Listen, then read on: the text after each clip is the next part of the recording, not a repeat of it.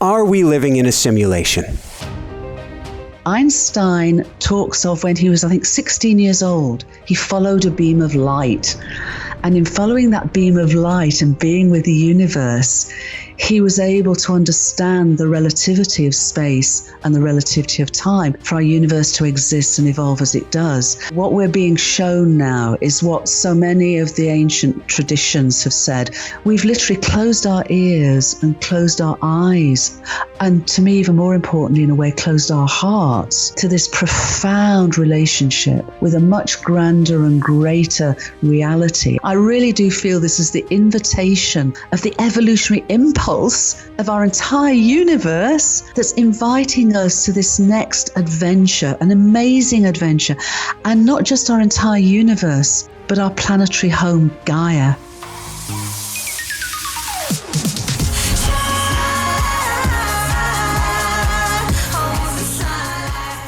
Hi everyone, welcome back. I'm Michael Sandler, your host on Inspire Nation.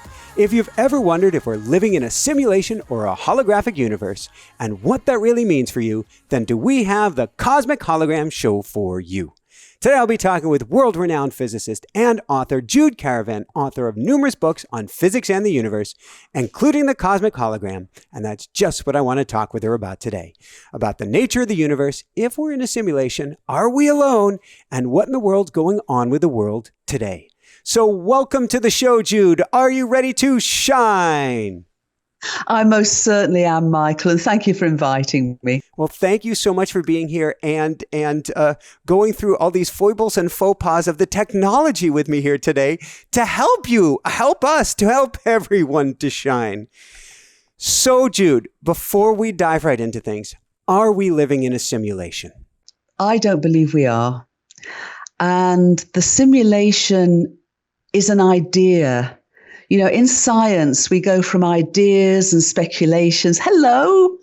We go from ideas and speculations to hypotheses and theories and onwards. And it's always a work in progress. But I would suggest that there's absolutely no evidence at all that we're living in a simulation. And so I wouldn't suggest it's even a hypothesis. It's more an idea. It's more a speculation. And it's a speculation that, depending on how we define it, concerns me. Because when I consider a simulation, I'm really thinking of something that isn't real. And all the evidence for me says our universe is real. The way it is created and manifested, though, is indeed likely to be holographic as a cosmic hologram, which I'm sure we'll dive right into. We will. Before we do that, and Hannah Bear is tapping on my earpiece going, that doesn't sound real. Is that really real? I want to get into the holographic universe. I want to get into the construct and consciousness and all of these pieces. However, there's a term, and full disclosure, we started this interview earlier and the cameras all went wiggity wackety is the best way to describe it.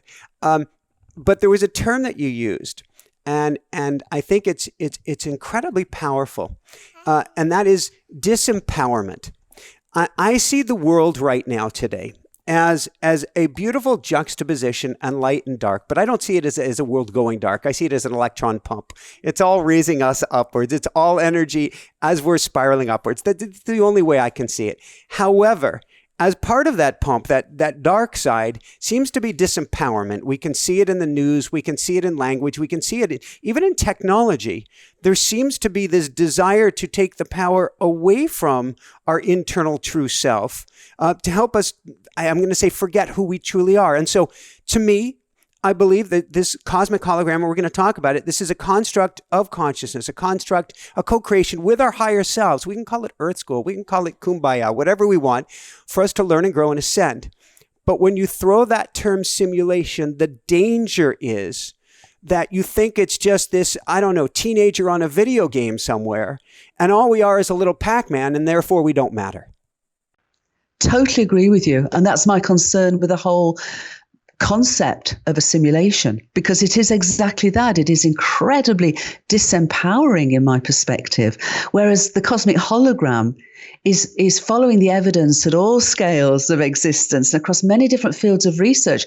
It's not saying our universe isn't real, but it is saying that we can consider it as a creation of cosmic mind, where we are microcosmic co-creators, where we are empowered, where we are part of this incredibly emergent understanding that's converging with ancient wisdom teachings and universal wisdom teachings of a living, meaningful, purposeful, non-locally unified universe, which is immensely empowering. It's bringing that meaning and purpose right back into the very heart of who we really are.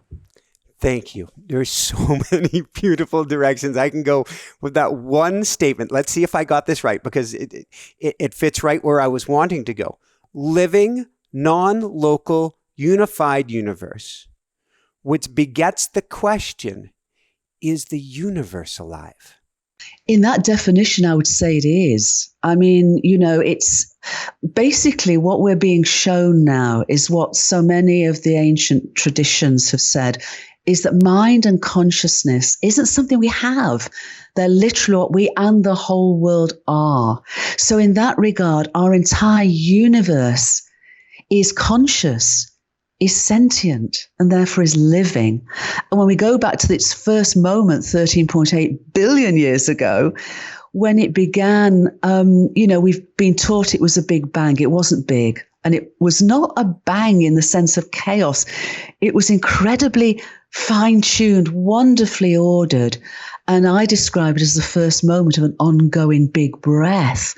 So as space has expanded ever since, as time has flowed forward ever since, that entire arc of 13.8 billion years has been from its initial simplicity to ever greater levels of complexity and individuated self-awareness and conscious evolution. And here we are. So in that regard, it is exactly that beautiful way you described it, living and evolving as a whole, non-locally unified entity. Thank you. Again, so many questions.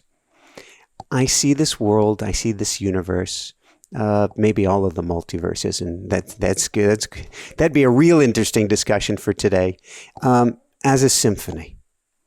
As music played together as one, which is why when I see that juxtaposition of light and dark, I'm always thinking about frequency in that regard. If we go back 13.8 billion years ago, from a scientific perspective, how do we answer the question of before the symphony? We go before the symphony of a finite universe to the ongoing existence of an eternal and infinite cosmos. Whereas Sir James Jeans, who was an Edwardian physicist, said our universe is looking more and more like a great thought rather than a great thing. So in a sense, if we're really settling into that perspective of an infinite and eternal cosmos, cosmic mind, as Einstein would have called it. We might call it God, great mystery, Allah. Then a sense is that universe, our universe, and perhaps many, many other universes, are finite thought forms, which has a beginning 13.8 billion years ago, which suggests very much, and we can talk about this, will come to its completion of a life cycle, the end of its thought, in billions of years' time. And then what? Perhaps all the accumulated wisdom, experience, embodiment of that thought is then released like the bursting of a bubble back into that infinity and eternity of cosmic mind. Wow. All right. I was going to myself, am I going to go there? Am I not going to go there? Jude, you've had interesting experiences in your life ever since you were a child. And you make me think, and I haven't read about it, heard about it otherwise, but you make me think of Nikola Tesla. And Tesla he was exceptionally proficient at being with the universe and drawing information back from it by just being with it. My guess is that there is you, the physicist and the scientist, and it's not separable, but there is you who's also playing with the ether, in the ethos, and seeing what information you can draw back. Does that sound accurate? I feel it's very accurate, and it's a both and, because when that information comes to me, as it did to Einstein, Einstein talks of when he was, I think, 16 years old, he followed a beam of light. And in following that beam of light and being with the universe, he was able to understand the relativity of space and the relativity of time, but even go beyond that to realize that they need to be combined into an invariant space-time for our universe to exist and evolve as it does. Many, many different pioneering scientists have had the same oneness, that same relationship with our universe and the cosmos. And yes, I too have had those experiences and been woken up at 4 o'clock in the morning and literally had a vision of standing on the bow wave of space and time and gaining information. But then, just as Einstein and Max Planck and David Bohm and many, many others have appreciated, we then the evidence is necessary. This isn't just a theoretical framework. It's then being bounded and underpinned and framed and authenticated by the evidence, and to be willing to follow that evidence wherever it leads. Thank you. And that's such a key, the wherever it leads, because in science, sometimes it is, we end up with sacred cows, which is not the goal of science, but that just happens in the publish or perish or whatever we want to call it. You end up going down your sacred cow path. And I think you're blowing out of the water of sacred cows here, which is pretty cool. So I get to ask, what is a holographic universe? What does it have to do with different dimensionality? And how do we know that we're actually living in one? Sorry, 3 big questions. I can go take them one at a time. 3 big questions. Well, first of all, the notion of our universe being a hologram, the holographic principle, as it's called, really began with astronomers and cosmologists looking at black holes. And a question came up: what happens when a massive star at the end of its life runs out of its nuclear fuel and then undergoes gravitational collapse? But the gravitational collapse is so powerful that it can't be stopped. And so to create a black hole, the star literally contracts to a point where even light can't escape that gravitational impulse. And so an event, what's called an event horizon, occurs. It's a threshold between when the star can be seen and when it's contracted to a point that not even light can escape. So it looks literally like a black hole, but it's not a hole in HOLE. It's a black hole, WHOLE, in the sense that the star is still there, but we can't see it. And the question was, what happened to all the information comprising that star at that point?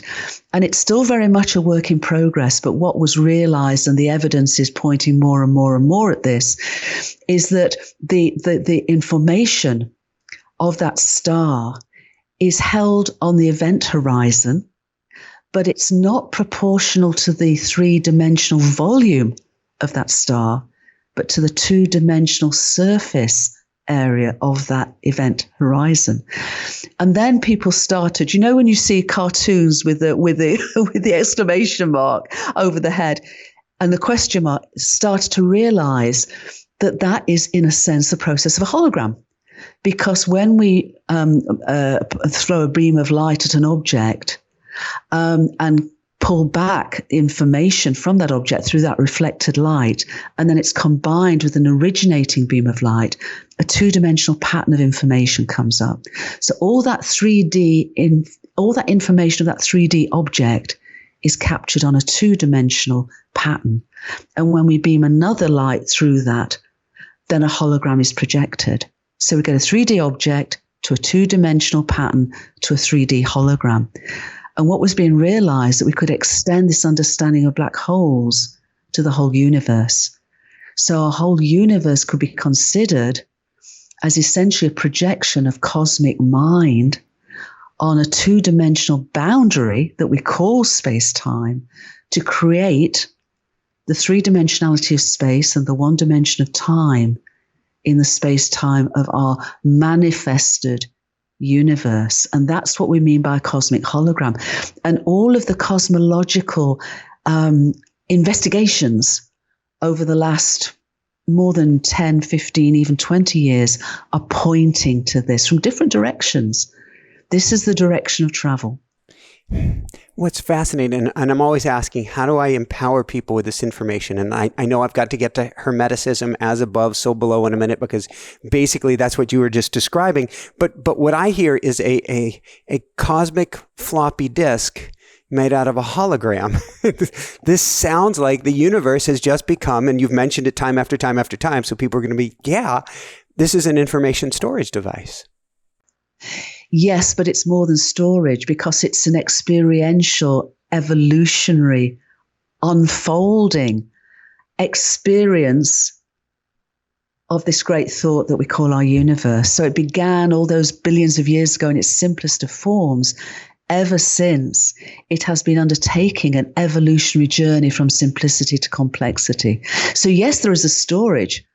I mean, the latest understanding we have of gravitational waves is that gravity has essentially a memory, potentially. And of course, the ancient tradition, the Indian tradition of the Akasha, the Akashic field, and all that we're talking about as a cosmic hologram very strongly suggests that the entire story of our universe is memorized, memorialized on what we call the boundary of space, which is why space has to expand as time flows for ever more information to be expressed in the evolving complexity of this ongoing evolutionary arc and life cycle of our universe. I love that you keep mentioning complexity, because for people who are saying, yeah, but it's just stuff hurtling through space. That's what we've been taught. It's just stuff hurtling through space. We're not going to a state of greater chaos. Even if we look at this world, we're actually not going, we're like, oh my God, we're not going to a state of chaos, which is what you would expect, but in higher degrees of complexity. Absolutely. And in my work, I've sort of expanded 3 laws of thermodynamics to 3 laws of informational infodynamics. But what that does is it also clarifies this notion that has been part of our understanding of physics called entropy, where entropy of a system always increases through time. And that's been seen as order to disorder. But we're now realizing that when we expand it from energy states to informational content, it's actually from simplicity to complexity, ever greater levels of information. And in a conscious universe, that's ever greater levels of meaningful information. Thank you. I'm thinking of, I can never remember the name of the device, but there's a device. It just vibrates. You could put sand in it, you could put water in it, and this device vibrates. And at the lowest frequencies, there's not much going on. As you start to raise it up, the sand suddenly forms one pattern, and then another pattern, and then some more sophisticated and more sophisticated. And that's, to me, that's this frequency, this information that is then producing these incredible 3-dimensional designs out of just sand and a pan. Yeah, and that's the science of cymatics, it's called. And I think one of those models is a cymoscope, where you can do exactly that, as you suggest. But we're finding these patterns, we're finding these meaningful patterns at all scales of existence, and they're geometric. And you've seen the patterns in the sand. They're geometric, they're relational. And of course, throughout our universe, we now call them fractals, because they're not the idealized patterns of the ancient Greek geometers, which are remarkable and wonderful as they are, they're the natural patterns that we find in river systems and clouds and weather patterns and clustering of electrons in atoms, all the way up to vast clusters of galaxies. But also in 2017, those same patterns were found in tiny temperature fluctuations in what's called the cosmic microwave background, relic radiation from very early on in the universe that fills the whole of space. So these are the meaningful patterns that really are the patterns of the cosmic hologram. They're the signature of the cosmic hologram. I love that you're calling it signature, and I'm going to start to bring it home for people in a few minutes. We're just geeking out here. As above, so below, hermeticism. When I take it actually to the level of the pattern here, what I see is, and I see with fractal geometry is, well, actually, we have the whole universe in any single of our cell of our being, in every single atom. It's infinite in all directions, but it uses the same patterns. It uses the same math, we can say, the same rule set. Why does this rule set here? How does this rule set exist? What does this rule set mean to you? Well, first of all, the evidence that we're getting is that our universe itself is a finite thought form in an infinite cosmos. And therefore it came into being all those 13.8 billion years ago in its simplest form. But rather like a baby and a body and a DNA, it had everything within it in terms of the laws of physics, which are themselves relational, and actually at their most fundamental are incredibly simple. Can I pause you for 1 second? Because you keep mentioning this beautiful word, relational. What does that mean? It means that the wholeness of our universe, it's non-local unification. And, we have the evidence for that now. And in 2022, the Nobel Prize of Physics was given to 3 researchers who've been, experimenting and investigating the whole of our universe being unified for decades. And when you give a Nobel Prize, it's settled science. So we now have this realization. Which is why Einstein didn't even get he got the Nobel Prize for something not having to do with relativity because it wasn't settled. Exactly. He got it for the photoelectric effect because relativity was still contentious. So this is really important and significant. And this non-locality, which is basically simultaneous knowing without any signal passing within space-time, which all signals within space-time. There's a cosmic speed cop, which is the speed of light. But this is a both and. Our universe exists and evolves as this non-locally unified entity. So it knows itself in its entirety.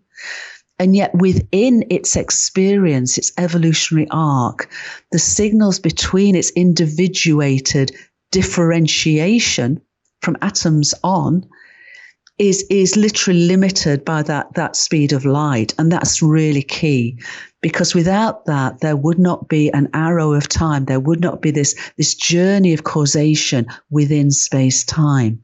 But what it does say is that therefore there is no separation within our universe. There is only differentiation and therefore relationship. Thank you. Can we step outside of space time? For instance, there are things like precognition, or we can have string theory, or we can have things apparently built on other sides of the universe vibrating in resonance with each other. Yeah, absolutely. Because what this emergent understanding does is it naturalizes what's sometimes now called supernormal phenomena, such as telepathy and precognition. It's not a deterministic universe in the sense that the future's already written. It's not. We're literally standing on the bow wave of space-time with all that past incredible journey behind us to this point, and the potentiality of what can continue to unfold in this journey of discovery and evolutionary complexity. But that is the beauty of it. It's the both and of this. And, where everything is part of the consciousness of our universe. And that comes back to what you were saying right at the beginning, that this naturally empowers us as meaningful, purposeful, microcosmic co-creators of this universe, and where we also have natural attributes of supernormal powers. Perhaps the most everyday one is our intuition. That is a superpower. And when we experience, for example, synchronicities and intuition have no place in the old paradigm of science. They're naturally embraced by this new understanding that converges with universal wisdom teachings, as you mentioned. I find this fascinating because I'm wow. So I have dear friends who are physicists, and they tend to also be musicians, which I find fascinating. The two go hand in hand and tend to have their physics hat and their non-physics hat, what I will talk about in public, what I will talk about in private. And so once you start getting into telepathy, that tends to be in the private discussion, and the synchronicities, which, I mean, my guess is Einstein wouldn't have had any Einstein's theories without the synchronicities. Those are the private hat. What are we seeing in science now having to do with, and as you said that I had to look at my clock. Usually when somebody mentions synchronicity, I'm going to get 111 or 444. Surprisingly, I didn't at this moment, but I'm okay with it. But what are we seeing? Is there a science even of synchronicity or of recognizing these patterns now? Very much so, because this whole cosmological framework now, just to sort of say it again, of a meaningfully existing and purposely evolving, living, sentient, non-locally unified universe is also naturally multidimensional. So it doesn't just offer us our natural attributes of supernormal phenomena and experiences and synchronicities. Synchronicities don't violate space-time causality, but they do require more than a universe of materiality and separation to be able to be naturalized. And that's what we're finding with the evidence. Equally, with our intuition as a natural superpower. But this also opens up to our ability to engage with and communicate with multidimensional sentience, which, of course, the shamanic traditions always have, the ancient universal wisdom teachings did, and which, you refer to Einstein and others, and which, many scientists still do. I mean, what I'm really loving is there are a number of books coming out about the spiritual lives and awakening of scientists when they come to this realization and realize that it's not an either or and it's not in battle. It's just a larger understanding that's available because it's our natural way of being. I want to go to this. I want to go to the multidimensional sentience, and I want to go to all of this, and I want to start with Newton and his apple. Because from everything I understand, and I think I mentioned this on a call with you last week, he was about, in today's term, we would call him about as woo-woo as it gets. Well, there's a realization now that something like 90% of his writings were alchemical. Sometimes he's called the last alchemist rather than the first natural philosopher. And if you look over my shoulder, I see an apple, a giant apple right there. You see a giant apple that is made by an artisan, and I bought it at Newton's home in Woolsthorpe. So it's very special to me because the actual apple tree, which gave him his insight, is still there, and it's still providing apples. And pips from those apples were taken to the International Space Station. And there's now a sapling that's growing in that garden from those ISS pips. So it's a beautiful ongoing story. Beautiful arc. So let's dive into, do I ask, what is multidimensional sentience? Is that where we go? I'm very happy to go there. It's a sentience that's been realized by so many wisdom teachings. As I say, shamanic, indigenous communities, it's a natural way of being. But when we go back into ancient traditions, then there was always a perception that this realm our physical realm, as it were, that we're now realizing is incredibly ephemeral, but nonetheless real as a cosmic hologram, was a natural realm, but within multidimensional levels of awareness. And you talked about frequency, but when we move beyond this sort of physicalized realms, a dear friend of mine, Elizabeth Sartoris, talks about consciousness as a piano keyboard. And she talks about the lower notes being this physical realm. And then as we move up the keyboard to higher and higher frequencies, we move through emotional, mental, to what we might call spiritual realms. But those spiritual realms are not separated. They're part of the wonderful, levels, but of different perceptual levels of consciousness. And when we realize that, it becomes a natural way of communicating with realms that not necessarily are part of this physical realm, and yet are as real, often wiser, such as archetypal realms, devic realms, ancestral realms, extraterrestrial realms in some instances. But what an amazing world to open ourselves up to by the invitation of a universe that I feel is really inviting us to consciously evolve to this next stage of our journey. I want to go to, and thank you so much, I want to go to inviting us, and I certainly want to go to extraterrestrials, because that's the hot topic these days with everything going on. Shamanic journeys.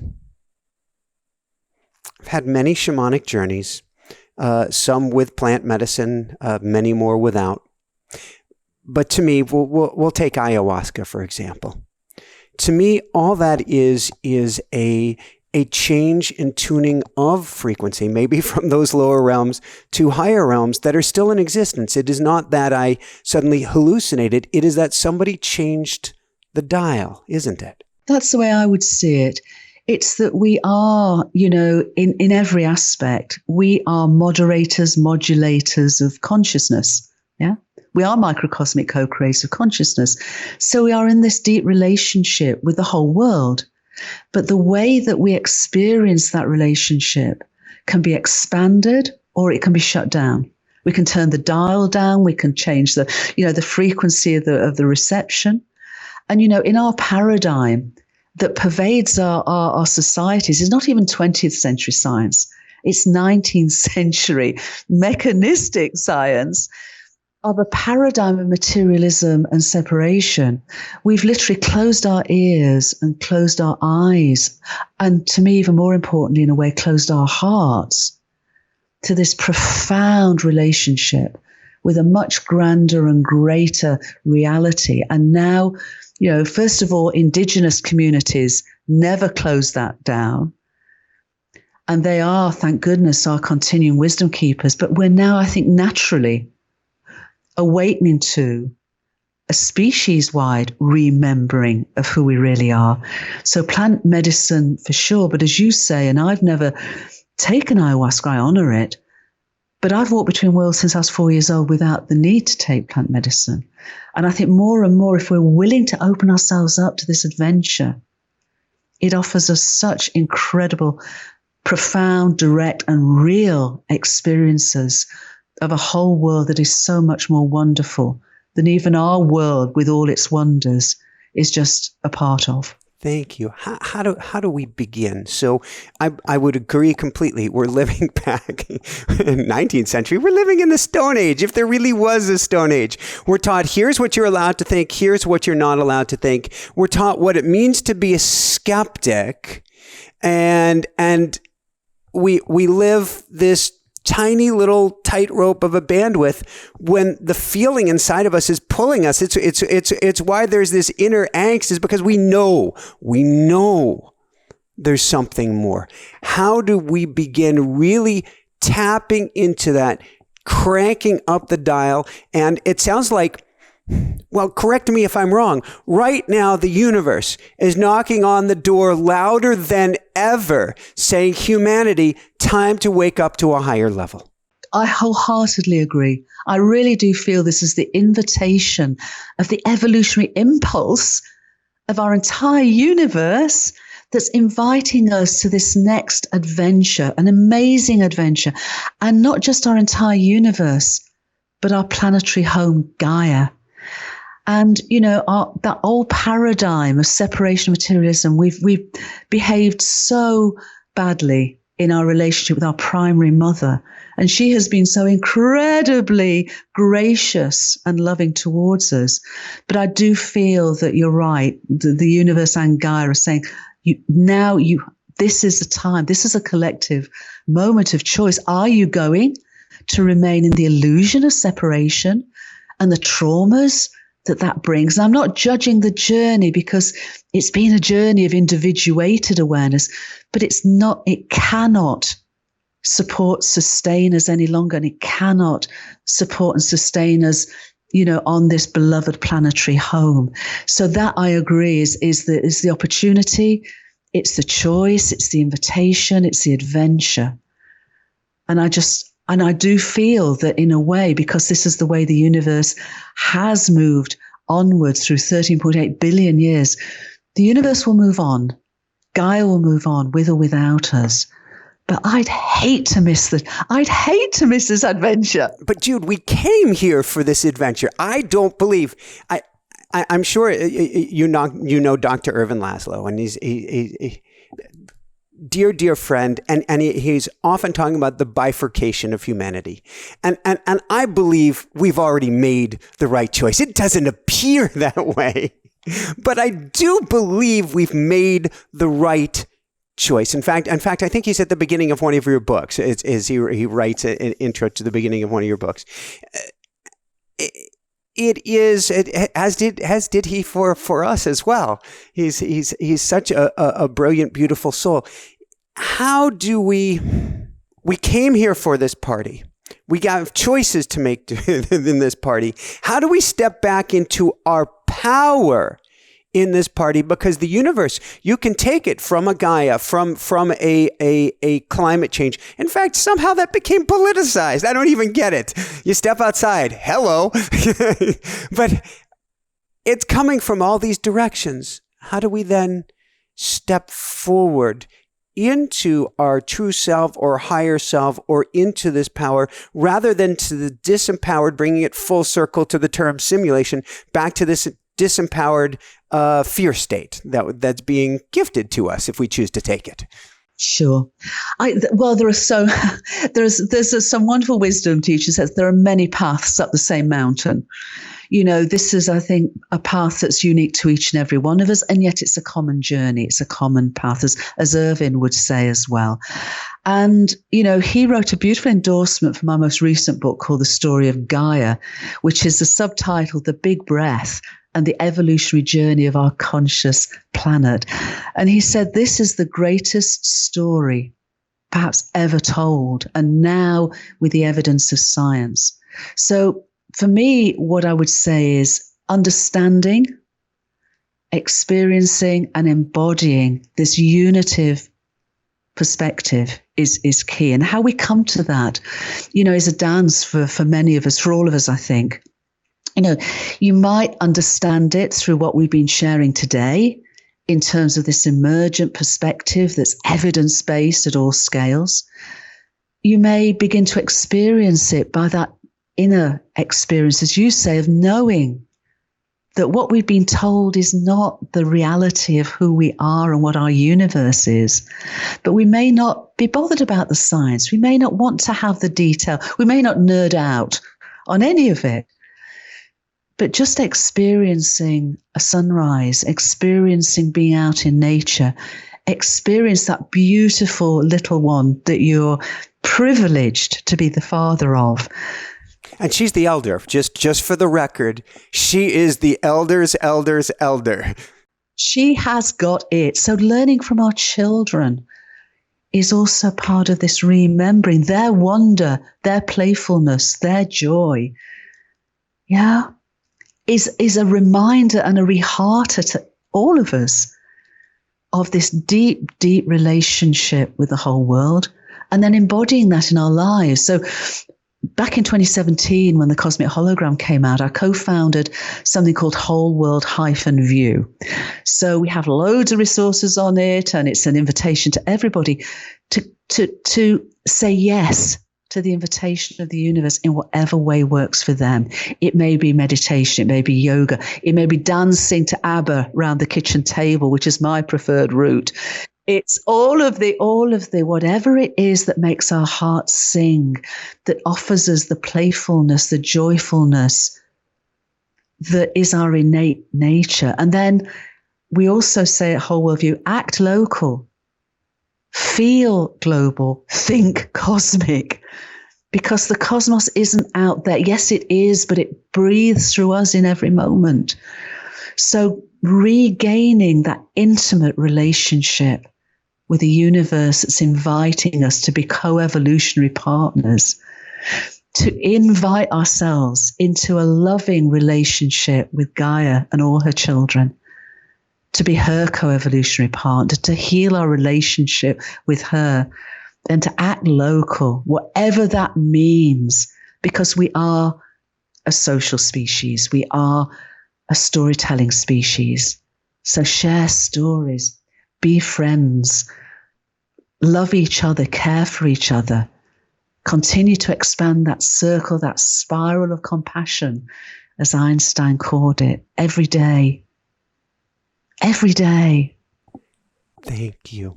I'm going to bring us, well, I was in New York City. Well, this was a while ago. I've been to New York many times. Actually worked there years ago, but my wife and I are in New York City, and a bird of prey lands in a tree, which was in New York City, pretty impressive. I don't know if it was an eagle or a hawk. And Jessica and I are there, our jaws hitting the floor, looking up.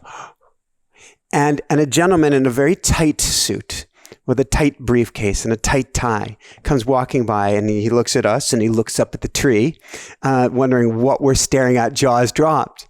And he turns to us and he says, "Nature, I don't do nature." Well, nature does you, mate. So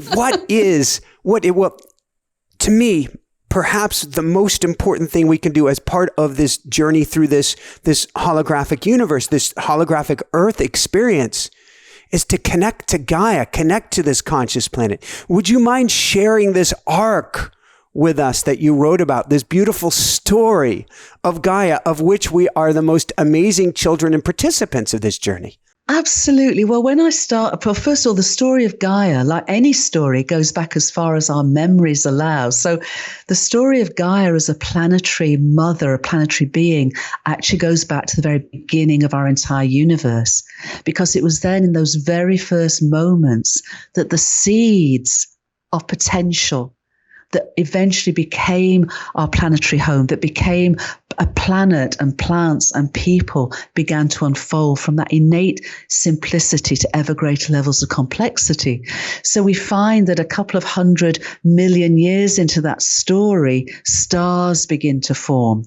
And as they do, they are alchemical cauldrons of complexity, because they're taking the very simplest of elements, hydrogen and helium, and sprinklings of beryllium, and they're creating all the elements that make us up, but not just in stars, because your average star only goes as far as the element of iron. So what we find is there are other ways within our universe's evolutionary arc that then, with massive stars and supernova explosions, creates all the elements that make us up.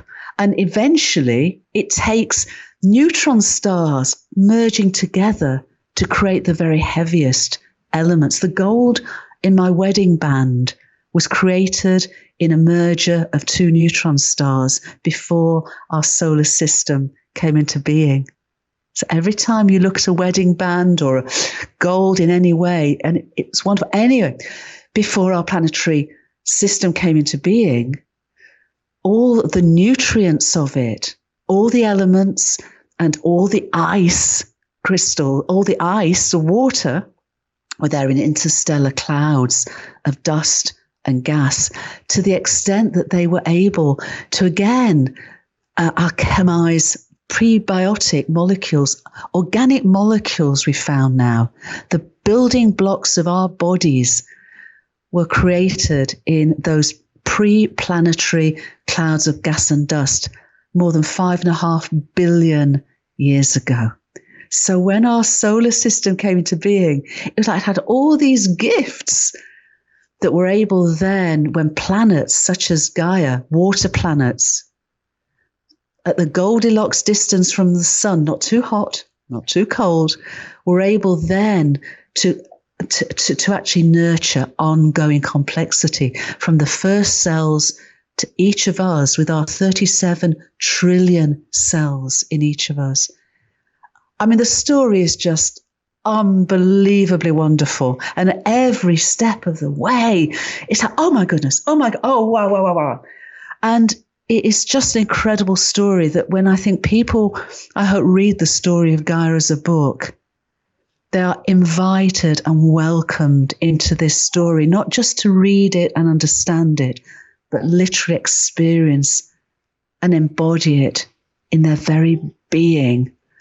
And if they come into the book or come into this experience not doing nature, I hope by the end of the book, if they're willing to read it, they appreciate that not only are they and we human beings, but we're Gaians. We are Gaians. What does Gaia want us to know right now? Who we really are. And it seems to me who we really are as we've shared in our time together, but who we can consciously evolve to become. And that truly is her and our entire universe as co-evolutionary partners. And I don't know what that will be, because it's rather, it seems to me like, you know, we're 3-year-olds at the gates to school.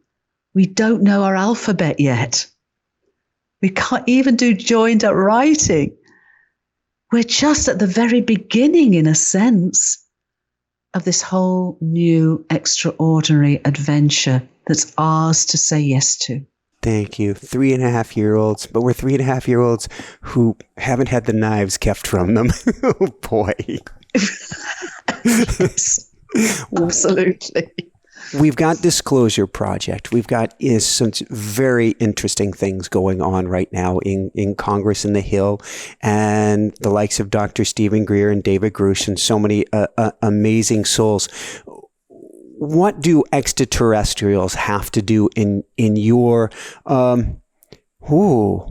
in your experience on both sides of what I'll call the veil, playing with the physicist hat on and playing, which is still the physicist hat, on that, in that otherworldly plane, on that bow?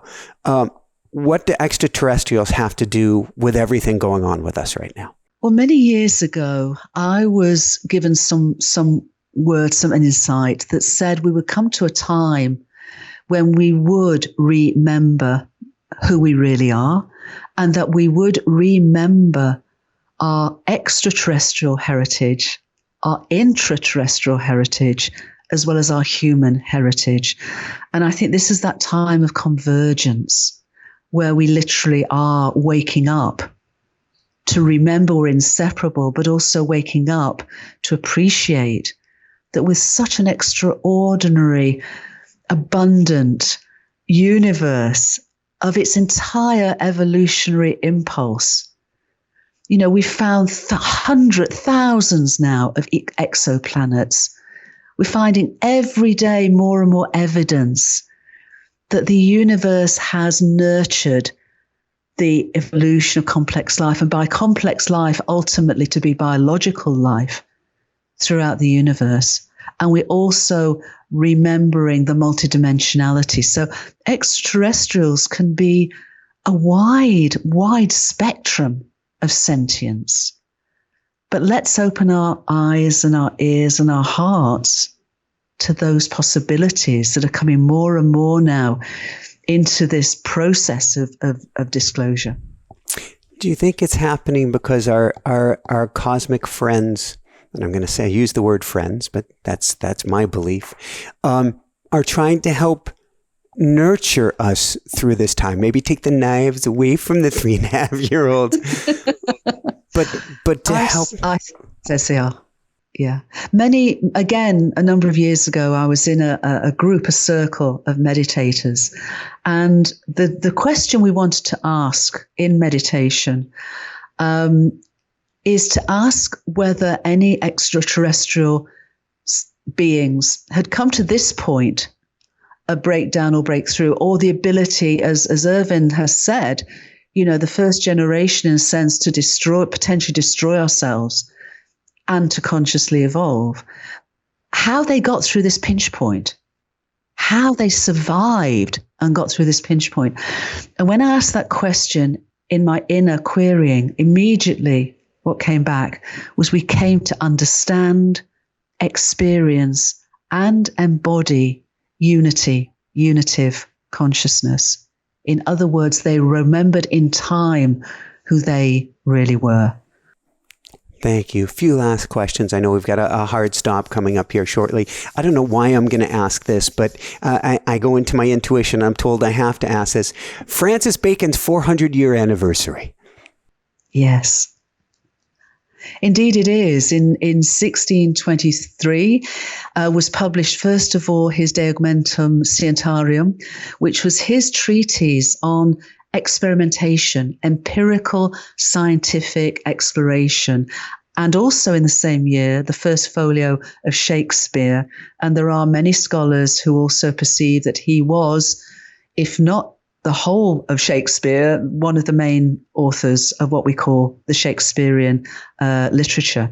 But put that to one side for a moment, but it was very important because that was a cultural approach to what his other writings took to be a scientific approach. And people like Newton and ever since have relied on that process of empirical, follow the evidence process. But when you read his works in Latin, original in Latin, and you study them at depth, I feel that what he was trying to do was not to go down a route of materialism and separation, but he realized that in his time, the world was seen on a base of superstition. The church held sway. And therefore, the sort of the most scientific perspective was that of Aristotle, thousands of years before. So people were not relying on experiment and investigation. And he felt that to go forward, that was required. But in my view, it wasn't to push God or the divine or cosmic mind to the side. It was to reveal the divine. Thank you. And 400 years later, here we are. Here we are. What is the project that you're doing, the special work you're doing with the UN? Well, it's more about what does it mean if our entire world, our whole world is this, what does it mean in the way we behave? And so having co-authored something called a unitive narrative a couple of years ago based on this, it's how can that unitive narrative be put in action with United Nations to help implement the Sustainable Development Goals, but also what does it mean for something such as unitive economics? An economics not based on a dead perspective, but a living perspective, a living, life-based economics. What does that mean? Well, what does that mean is really in learning from Gaia. How has Gaia sustained the entirety of her sentience and her whole Gaia sphere, not just biological life, but her whole Gaia sphere for 4.5 billion years? How has our universe done the same in terms of an evolutionary arc for 13.8 billion years? It's all about right relationship.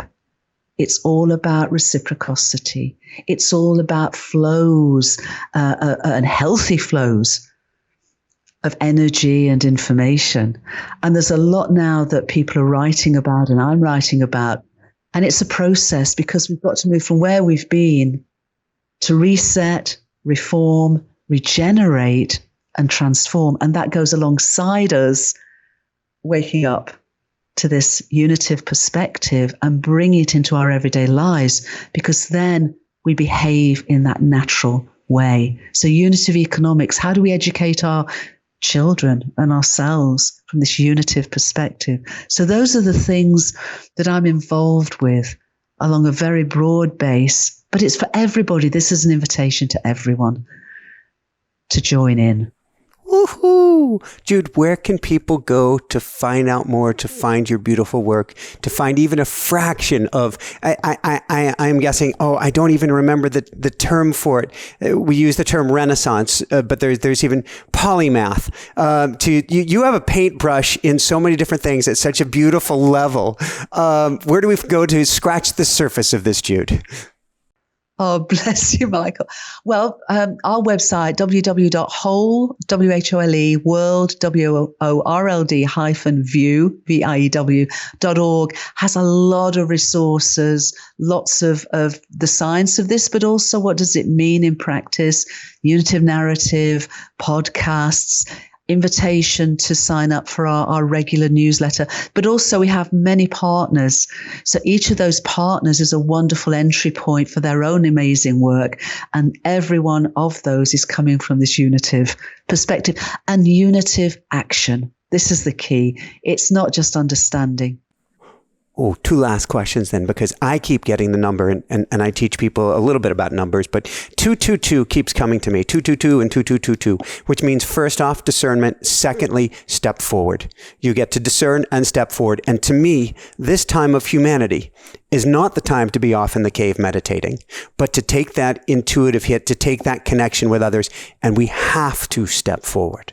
Absolutely. And, I also talk about us linking up and lifting up, because none of us can do this on From me to we. Me to we to all. Absolutely. Well done. I'm so happy you said that. And it's very much this unitive understanding, experiencing and embodying it in unitive action together. Thank you. Any last words you want to share, Jude, or anything that I may not have thought about that's really burning and pressing on your mind these days? Just to sort of add that our universe in its innate relationship is a loving universe as well as a living universe. So I would suggest that each day, every day, we ask ourselves, what would love do? And then do it. Woohoo! Thank you so much, Jude. This is beautiful. I knew it would be beautiful. You hung in there with me. I hung in there with you. And now there's lawnmower showing up. So we did it with perfect timing.